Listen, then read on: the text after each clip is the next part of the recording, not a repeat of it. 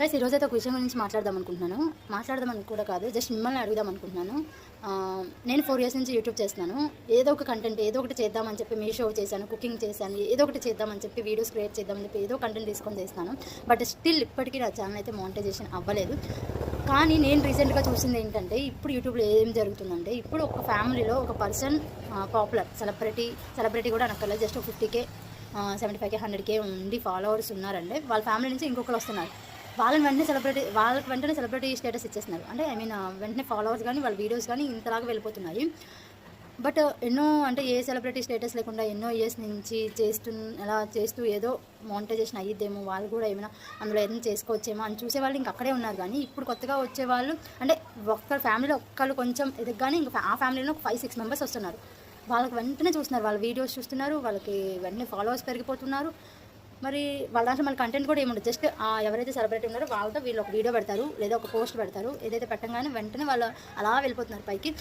ఎవరైతే పాపం మా కంటెంట్ క్రియేట్ చేసుకొని ఏదైతే ఏమంటారు యూట్యూబ్లో ఒరిజినల్గా వాళ్ళంతా వాళ్ళు ఎదగాలనుకుంటున్నారు, వాళ్ళు మాత్రం ఎక్కడ ఉన్నారు అక్కడే ఉన్నారు. నిజంగా ఇది నాకు అనిపించింది.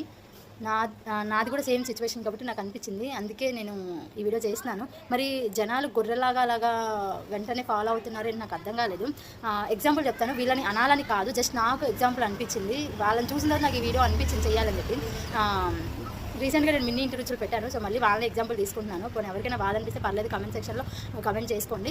మినీ ఇంటర్వ్యూలు వీడియో చేసినప్పుడు అలాగే నాకు బోల్డ్ కమెంట్స్ వచ్చాయి. ఒక ఆమె అయితే నాతో గొడవ కూడా చేసుకుంది. సో పర్లేదు, మీకు ఏమనిపిస్తే అదే కమెంట్ చేయండి. ఇప్పుడు మినీ ఇంటర్వ్యూలే ఉన్నారు, బాలమామ అని చెప్తుంటారు కదా. ఫస్ట్ మినీ ఇంటర్వ్యూలో ఆమె వచ్చింది, స్వాతి స్పామ్జామ్. తర్వాత మినీ ఇంటర్వ్యూలు వచ్చింది, తర్వాత బాలమామ వచ్చాడు. ఇప్పుడు బాలమామ వాళ్ళ వైఫ్ ధనాతో బాలమామ. సో అకౌంట్స్ పెరుగుతూనే ఉన్నాయి, వాళ్ళ ఫాలోవర్స్ పెరుగుతూనే ఉన్నారు. ఈ ధనాతో బాలమామ ఇప్పటివరకు అసలు ఎవరికి తెలియదు. ఒక బాలమామ ఉన్నాడని చెప్పి ఆమెకు నైట్ 70K ఫాలోవర్స్. సో ఎలా 70K ఫాలోవర్స్ వచ్చారు. అండ్ ఆ వీడియోస్ నాకు తెలిసి పెట్టిన ఆ రోజు మానిటైజేషన్ కూడా అయిపోయి ఉంటుంది. ఎందుకంటే ఒక వీడియో వచ్చి 400K 500K 600K వెళ్తున్నాయి. బట్ ఎంతో కష్టపడి కంటెంట్ చేస్తున్న వాళ్ళ వీడియోస్ మాత్రం ఎక్కడ ఉన్నాయో అక్కడే ఉంటున్నాయి. నాలాంటి వాళ్ళు చాలామంది ఉన్నారు అనుకుంటున్నాను. బట్ ఎవరు మరి బయటకు వచ్చి మాట్లాడుతున్నారేమో నాకు తెలియదు, కానీ నా వరకు అయితే ఎప్పుడూ ఎలాంటి వీడియో రాలేదు. సో నిజంగా నేను చెప్పాలనుకుంటుంది ఏంటంటే, కంటెంట్ ఎవరైతే మంచిగా చేస్తారో వాళ్ళైతే సపోర్ట్ చేయండి.